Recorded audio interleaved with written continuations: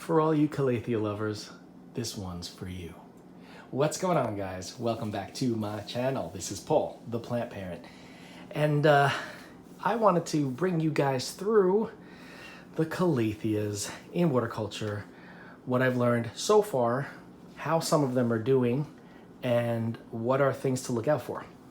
Because as everybody knows, anyone who's grown Calathea, whatever you want to call them, they're not the friendliest of plants. They're not the easiest.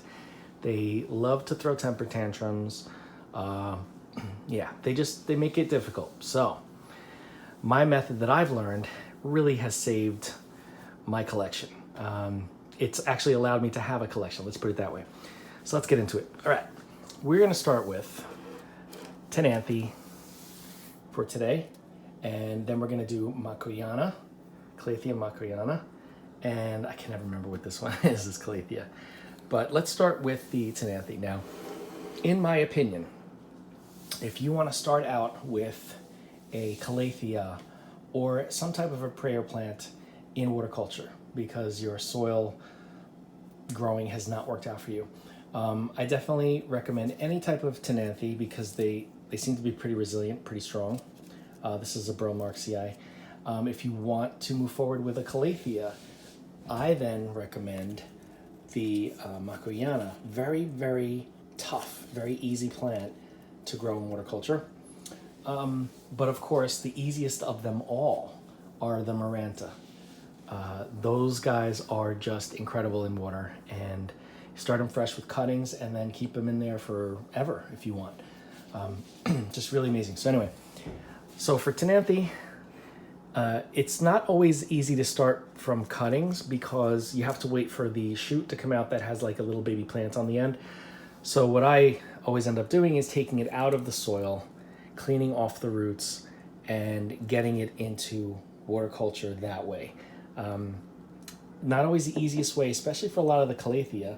They tend to stomp their feet, stomp their roots, and not have a good time. But for a Tenanthe, it's definitely possible. And as you can see with this one here, it's very full, very happy, minimal leaf loss, pretty much no burnt edges on any of the new leaves. And I want to show you the difference between the old roots and the new roots. So most of those roots in there that are like the beige, let's see if I can make this any brighter for you. Oops, I spilled a little water. The beige are the old roots, and as you can see right in the middle there, that one white root there, that's a new root. And there are some that are crossing to the right. Anytime you see the bright, clean white roots, those are the new water roots. So to me, that's a sign, okay, I've acclimated, or I'm still in the process of acclimating, but I'm growing. I'm growing roots. I should be growing leaves as well. If you don't see any new roots, I would continue to take the plant out, flush out the roots, clean them out, give it some fresh water, because that usually means they're not adjusting. Nothing's growing because it's not absorbing enough water through the roots because they're soil roots, let's be honest. But this one has started to grow a lot of new roots. You can see all those little white roots there, and that one I showed you. So Tenanthe, very easy. Let's go to the Makoyana.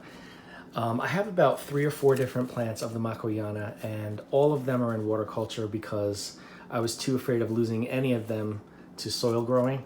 And as you can see, these leaves are amazing. They're just incredible looking.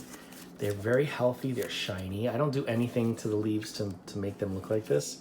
This is just naturally how they are. And you know, typically Makoyana are just like this normally, no matter how you grow them. But in waterculture, it's so easy. And let me show you now. These roots, you can tell this plant has had some time to acclimate. Look at all of those new lighter roots, especially the ones that are encircling the bottom. I don't know if I can get under here enough for you. Those are all new water roots. And at this point, I would consider this plant acclimated. And I just top off the water whenever it needs to be filled. And I add just a couple of drops of nutrient solution. And I use an orchid nutrient because the Better Grow orchid fertilizer has higher nitrogen than some of the Grow hydroponic nutrients, and this plant seems to love it. So I mean, look at the leaves, these are so fantastic. So from these roots you can tell it's been in water for a while, right? those roots just don't grow overnight. They have to acclimate and then they have to grow new roots. So this one has been in water for quite some time, and the whole plant, leaves and all, are beautiful. It's doing really, really well. I woke this one up. That's why the leaves are all up like that. Usually they're open like this. I woke this one up to do this video because it's nighttime, but she doesn't mind. I'm putting her back to bed after this. So yeah, I definitely, as I always say, I recommend flushing out your water daily or every 2 days when you first transition the water from soil to water, if you are trying to keep those soil roots, because they are not used to water. They're going to freak and they're going to jump ship. So you want to make sure that anything that does die, you're constantly flushing out, because if something starts to rot in here, that means that obviously there's a fungus available to spread. So you want to keep flushing it out, cleaning it out. You can even put a couple of drops of hydrogen peroxide in your water. That'll keep it nice and, I don't want to say sterile, but close to sterile, to keep this nice and healthy. But again, Makoyana are fairly easy to get going, to transfer from soil to water. Beautiful, right? Look at that. Let me back up a little bit. I love this plant. And the last one is this Calathea. It's not Sabrina. I can never remember what it is. But anyway, beautiful Calathea, right? This one has also had some time to acclimate. As you can see, look at all of those new roots. Lots and lots of new roots, towards the bottom mostly.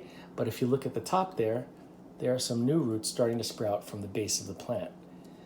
So this plant kept getting flushed. I would make sure the water was clean until I started to see signs of new root growth.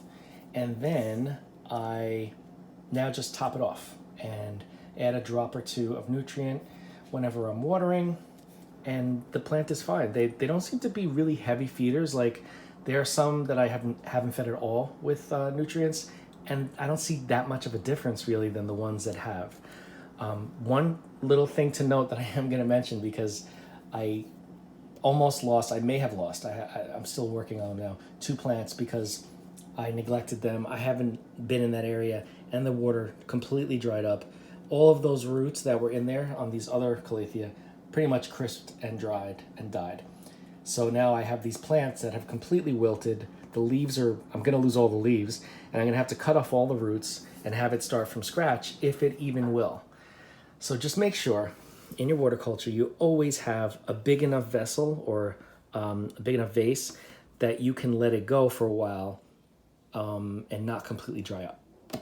That's my one recommendation for water culture for Calathea. They always have to have their water. They can't dry out at all. But yeah, as long as you keep water in the vase, they'll be fine, as you can see, and as you can see. So that's it for these tips for the Calathea and water culture. Basically, just wanted to show you an update, and then some other things that I've learned through my neglect and through my growing of these beautiful plants. If you have any questions about water culture for any plants, leave a comment. If you have any questions about Calathea in particular in water culture, from my experiences, I can definitely give you my experience and we can talk about it, and I can help you through it if you want to try it. Otherwise, if you have not already, don't forget to like, comment, share, and subscribe. Hit that bell if you want to be notified, and I will see you in the next video.